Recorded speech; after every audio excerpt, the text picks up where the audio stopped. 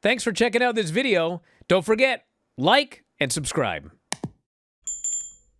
Most people have been talking about today as far as praise, as far as shock over all of the visuals during this thing, over all of the plunder used. I mean, how many times has there been a wrestling match where we have gotten a call of a glass bottle to a vagina? Which somebody out there just shockingly looked at their radio. I didn't do it. Mariah May hit Toni Storm with that bottle.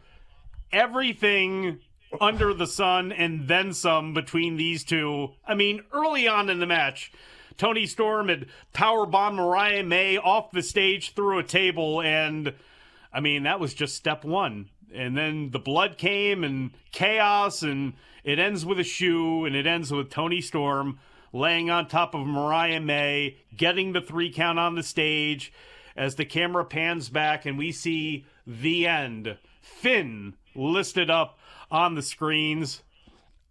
Wild. Absolutely a wild match. I don't know how great of a wrestling match it was, but as far as the spectacle goes, going to be hard to forget. Yeah, Mike, I'd like to backtrack just for a second since you were so happy to get out that call of the glass to the vagina. I didn't because it reminded me of about it. Another awful spot that has happened in the AEW women's match. If you remember, Chris Statlander one time was fighting Willow, I believe, and went for a scissor kick and missed and went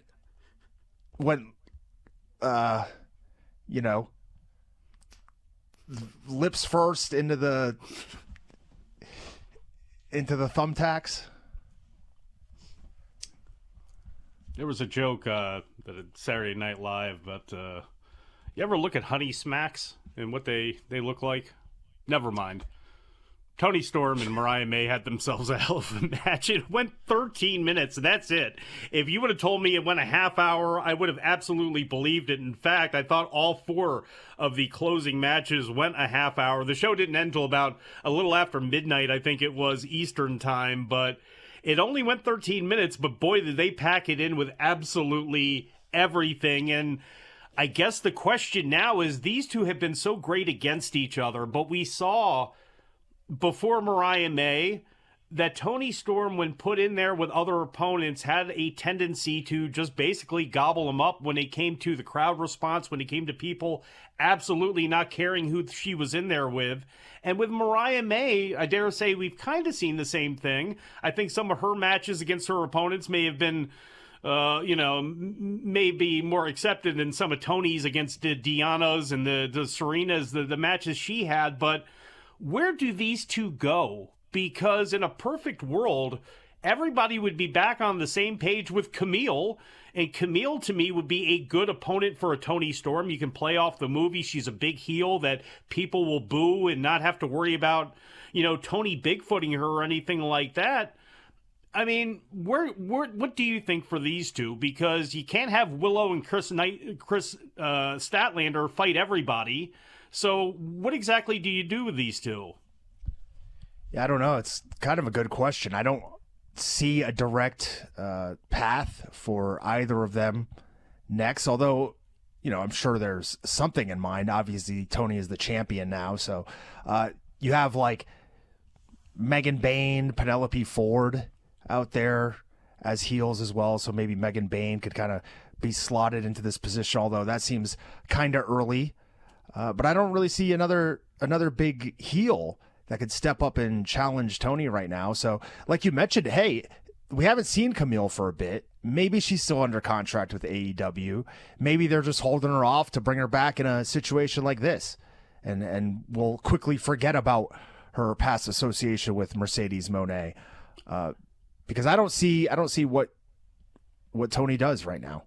Yeah, and that's, and even if you can't get back on the same page or whatever can't be worked out with Camille, and that's fine. You mentioned Megan Bayne. I think that would be a good choice as well, too, because, Megan, looks great, and she comes out there and she's not bad, but there is something missing as far, she's got this great physical charisma, but when she's working, there are things that are missing as part of her game, and that's why I think the association with Penelope Ford is great, that she can add some personality to it. But Toni Storm might be the right opponent for her because she is such a cartoon and so over the top that might be able to play off each other well.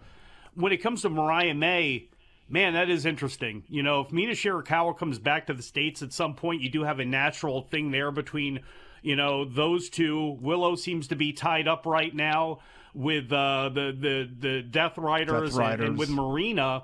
So, Statlander. And also another person who would actually be great for Mariah is Anna Jay, who we really haven't seen in a while either. And I think that might actually be a good feud that people could get into between those two. Are you heading to Las Vegas for WrestleMania? If so, clear some time on the calendar because we have a lot of great events. It's our annual convention, the WrestlingObserver.com/F4W online convention in Las Vegas this year on WrestleMania weekend. April 18th, Friday, April 19th and 20th. We got special events every day. Friday will be the Dave Meltzer, Brian Alvarez live Q&A. You can show up. We've got a meet and greet. Perhaps we'll have some merch. And you can ask us any question that you would like at the live Q&A. This will not appear as a podcast, a video podcast, audio podcast. You can only see and hear the Dave Meltzer, Brian Alvarez Q&A if you attend live. That is April 18th at noon at the beautiful Palms Resort Casino in Las Vegas. We will also have wrestling watch parties. Have you ever wanted to watch wrestling with Dave Meltzer? 2 wrestling watch parties coming up that weekend, as well as 2 after parties. What is an after party? It's exactly what it sounds like. After WrestleMania, both nights, you'll be able to come back to a suite.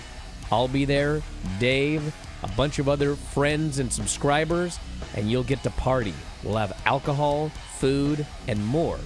These are the after parties after WrestleMania Night 1 and Night 2. If you want to go, you got to buy your tickets now. Tickets available for everything at f4wonline.com/Vegas. Easy. f4wonline.com/Vegas. Did I mention we're going to have a group dinner at Texas de Brazil? It's an all-you-can-eat steakhouse, all-you-can-eat steak. I hear some of you right now, I don't eat meat. Doesn't matter. They have the best salad bar you'll ever see. Texas de Brazil. You can grab your tickets for that meet and greet / dinner as well. Where? F4wonline.com/Vegas. See you there.